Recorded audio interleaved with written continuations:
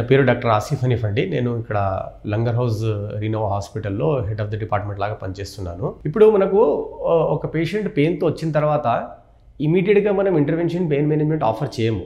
First యూజువల్గా కొంచెం investigation చేసిన తర్వాత రొటీన్గా మనకు పెయిన్కి సంబంధించిన ట్యాబ్లెట్స్ ఇప్పుడు ఈ మధ్యలో కొన్ని కొత్త మాలిక్యూల్స్ కూడా వచ్చినాయి, అవి ప్రిస్క్రైబ్ చేస్తాము. కొంచెం ఫిజియోథెరపీ కూడా ప్రిస్క్రైబ్ చేస్తాము. వాళ్ళకు కూడా కొత్త టెక్నిక్స్ వచ్చినాయి ఫిజియోథెరపీలో.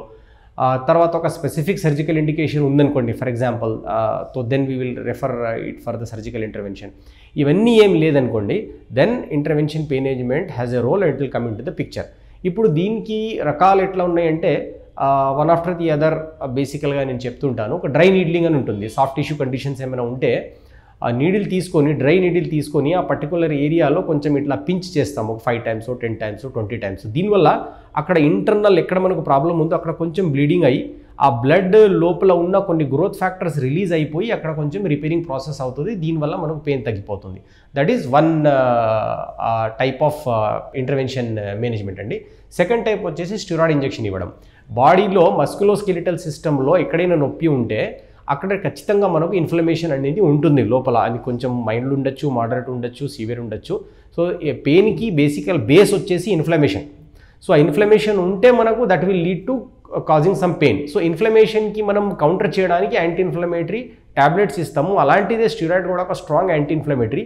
అది ఇంజెక్షన్లు తీసుకుని అదే స్పాట్లో ఇచ్చేస్తే ఆ ఇన్ఫ్లమేషన్ తగ్గిపోతే ఆటోమేటిక్గా నొప్పి కూడా తగ్గిపోతుంది. This is second type of intervention we do.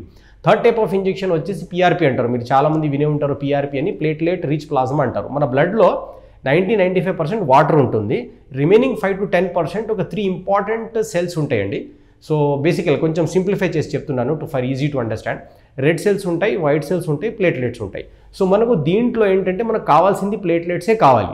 అది ఎందుకు కావాలనేది సబ్సిక్వెంట్లీ చెప్తాను. So we remove the water, we remove the red cells, we remove the white cells. అయితే అప్పుడు మనకు కాన్సన్ట్రేటెడ్గా ప్లేట్లెట్ రిచ్ ప్లాజ్మా అని ఒకటి వచ్చేస్తుంది. ఈ ప్లేట్లెట్స్ లోపల కొన్ని గ్రోత్ ఫ్యాక్టర్స్ ఉంటాయి. సో ఆ పర్టికులర్ పెయిన్ ఉన్న ప్లేస్లో మనం ఈ పిఆర్పి ఇస్తే ఆ ప్లేట్లెట్స్ అక్కడ బర్స్ట్ అయిపోయి గ్రోత్ ఫ్యాక్టర్స్ బయటికి వచ్చేసి కొంచెం రిపేరింగ్ ప్రాసెస్ చేస్తే నొప్పి తగ్గుతుంది. This is the whole principle. So దీన్ని పిఆర్పి అంటారు, third type of intervention management. Fourth type వచ్చేసి గ్రోత్ ఫ్యాక్టర్ కాన్సన్ట్రేట్, జిఎఫ్సి అంటారు. ఇది ఏంటంటే అదే ప్లేట్లెట్స్ బాడీలో వేసి మళ్ళీ కొద్దిగా కొన్ని రోజుల తర్వాత అది బస్ట్ అయిపోయి గ్రోత్ ఫ్యాక్టర్స్ రిలీజ్ అయ్యి పనిచేయాలంటే టైం పడుతుంది. కాబట్టి మనం ఆల్రెడీ ట్యూబ్లో తీసుకొని వేరే సొల్యూషన్స్ ద్వారా ప్లేట్లెట్స్ బర్స్ట్ చేసి, బయటనే ప్లేట్లెట్స్ బర్స్ట్ చేసి డైరెక్ట్ అదే గ్రోత్ ఫ్యాక్టర్స్ మనము యాక్టివేటెడ్ గ్రోత్ ఫ్యాక్టర్స్ డైరెక్ట్ ఆ ప్లేస్లో వేసేస్తే రిజల్ట్ ఫాస్టర్ ఉంటుంది, ఎక్కువ ఉంటుంది. So that is the fourth or fifth type of intervention. Then next వచ్చేసి స్టెమ్ సెల్స్. మనం స్టెమ్ సెల్స్ అంటే ఇవి సెల్స్ ఎట్లా ఉంటాయంటే బాడీలో ఎక్కడ మనం వేసినా ఆ సెల్స్ ప్రకారంగా మారిపోతారు అన్నట్టు. సో మనకు ఇప్పుడు బాడీలో ఎంబ్రియానిక్ స్టేజ్లో మాత్రం స్టెమ్ సెల్స్ ఉంటాయి. తర్వాత అడల్ట్ స్టేజ్లో బోన్ మ్యారోస్ అలాంటి ప్లేసెస్లో కొన్ని స్టెమ్ సెల్స్ ఉంటాయి అడల్ట్ లైఫ్లో కూడా. సో ఆ బోన్ మ్యారో నుంచి మనం స్టెమ్ సెల్స్ తీసి దాన్ని కల్చర్ చేసి, అంటే స్టెమ్ సెల్స్ ఫర్ ఎగ్జాంపుల్ మనం 1000 తీసామనుకోండి, దాన్ని కల్చర్ చేస్తారు ల్యాబ్లో. కల్చర్ చేసి దాదాపు మిలియన్స్ అండ్ బిలియన్స్ లాగా దాన్ని మల్టిప్లై చేసి ఆ పర్టికులర్ స్పాట్లో మళ్ళీ వేస్తారు. జాయింట్ అవ్వచ్చు, బోన్ అవ్వచ్చు, మసల్ అవ్వచ్చు, టెండాన్, లిగమెంట్ ఏదైనా అవ్వచ్చు, మస్క్యులోస్కెలిటల్ సిస్టంలో ఏ పార్ట్ అయినా అవ్వచ్చు. అలా వేస్తే దానికి కూడా రిజల్ట్స్ చాలా బాగున్నాయి. This is fifth or sixth type of intervention. Next వచ్చేసి మనకు గ్లూ ఇంజెక్షన్ ఇవ్వడము. ఇది గ్లూ వచ్చేసి యూజువల్గా జాయింట్స్లోనే యూజ్ చేస్తారు. మనకు ఏ జాయింట్ అయినా సరే బాడీలో న్యాచురల్గా గ్లూ ఉంటుంది. అది ఒక ఏజ్ అయిన తర్వాత గ్లూ క్వాలిటీ కూడా తగ్గిపోతుంది, క్వాంటిటీ కూడా తగ్గిపోతుంది. సో దాన్ని సప్లిమెంట్ చేయడానికి విస్కో సప్లిమెంటేషన్, గ్లూ ఇంజెక్షన్స్ అని ఉంటాయి.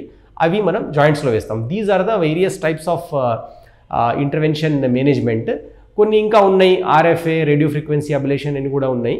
ఇప్పుడు దేనికి ఎక్కడ యూస్ చేస్తారంటే మనకు గ్లూ ఇంజెక్షన్ అయితే మాత్రం ఓన్లీ జాయింట్స్లోనే యూస్ చేస్తారు. That's one thing. Second group of injections నేను ఏది చెప్పానో అది మనం more than 1 injection can be used in more than 1 condition అండి. సో స్పెసిఫిక్గా దీనికి ఇది దీనికి అని చెప్పడానికి లేదు. మల్టిపుల్ కండిషన్స్లో మల్టిపుల్ టైప్ ఆఫ్ ఇంజెక్షన్స్ మనం యూజ్ చేయొచ్చు. సో అది డిపెండింగ్ అపాన్ పేషెంట్ వచ్చిన తర్వాత ఎగ్జామిన్ చేసి ఎలా ఉంది patient, how much relief the patient wants. 2 injections మనం ఒకటేసారి ఇవ్వచ్చు. మళ్ళీ పేషెంట్ ఫైనాన్సెస్ ప్రకారంగా కొంచెం టైలర్ మేడ్ చేయాల్సి ఉంటుంది. So more than 1 type of injection can be used in more than 1 condition అండి.